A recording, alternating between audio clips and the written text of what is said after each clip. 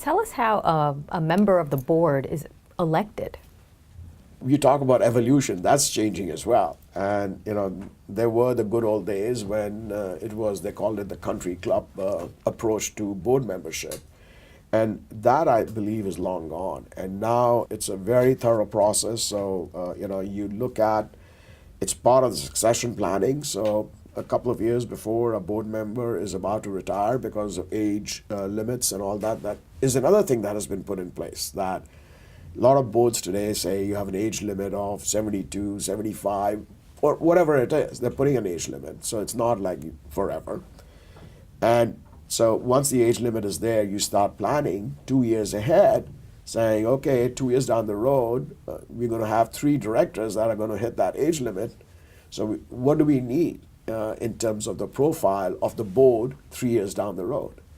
And it's been fascinating how this process has become so refined now, and saying, okay, we're going to have these 3 people retiring or 2 people retiring.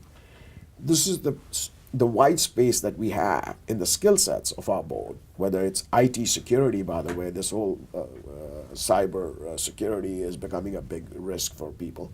So do we have the board members with the right skill sets to deal with the situations that are coming that we forecast or project down the road?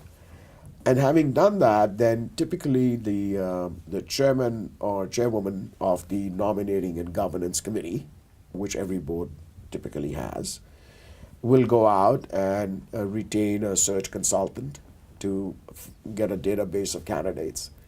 And typically they would shortlist to maybe a half a dozen or so, and then share that with the whole board and say, okay, which ones do we want to interview? And typically you would interview maybe 2 candidates for every open slot.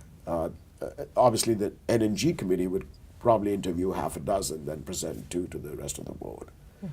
And then at the end of the day, it's the chairman of the board, plus the chair of the audit, the nominating governance committee, plus the CEO.